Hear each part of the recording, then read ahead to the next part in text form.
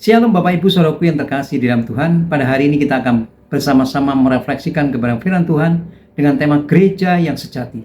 Teks firman Tuhan terdapat dalam Kisah Para Rasul pasal 2 ayat yang 42 sampai ayat yang ke-47. Bapak Ibu Saudaraku yang terkasih di dalam Tuhan, gereja pada abad pertama mengalami namanya perubahan yang luar biasa, dari buruk menjadi baik, dan mengalami pertumbuhan dan kondisi terbaiknya yang kita sebut sebagai gereja sejati. Ciri-ciri gereja yang sejati adalah yang pertama, jemaat yang tekun. 4 prioritas gereja yang tekun, yaitu pengajaran rasul-rasul. Kalau kita perhatikan, kata pengajaran diletakkan di bagian awal dari gaya hidup gereja mula-mula, yang menyeratkan keutamaan pengajaran rasuli dibandingkan aspek-aspek lainnya, seperti mujizat, bahasa roh, dan sebagainya.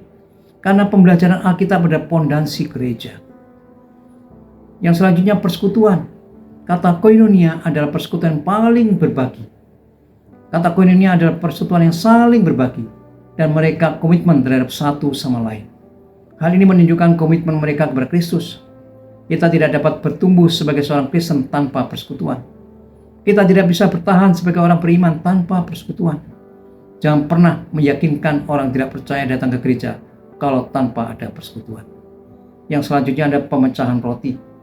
Dalam konteks ayat ini, pemecahan roti merujuk pada peringatan tentang perjamuan Tuhan. Namun perjamuan Tuhan ini cenderung lebih alamiah dan sering dilakukannya. Dan perjamuan ini dilakukan dengan kedisiplinan rohani dan memiliki penghayatan yang dalam tentang pengorbanan Kristus. Marilah kita selalu merindukan perjamuan Tuhan. Kemudian doa. Gereja mula-mula lahir diawali dengan doa. Gereja lahir dengan hidup yang berdoa. Mereka tidak berhenti berdoa walaupun Pentakosta sudah mereka lewati. Mereka terus dan terus berdoa.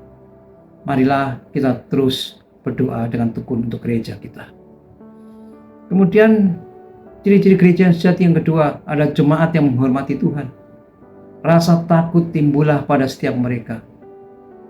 Artinya ketika Tuhan Yesus sebagai pusat dalam gereja, maka mereka takut. Pengertian takut di sini ada kagum. Maka mereka kagum dan hormat itu terjadi kepada Allah.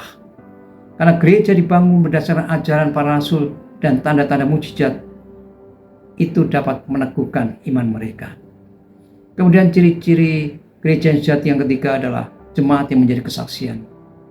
Setelah mereka percaya kepada Tuhan Yesus, hidupnya diupahkan oleh Tuhan. Hidup orang percaya menjadi kesaksian orang banyak, penuh kemurahan hati dan belas kasihan, sehingga mereka disukai orang banyak. Dan dampaknya Tuhan menambahkan jiwa-jiwa baru kepada Tuhan.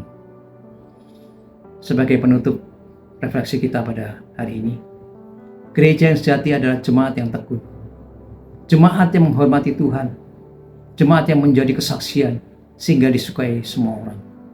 Marilah kita sebagai jemaat Tuhan terus berusaha untuk tumbuh menjadi gereja yang sejati.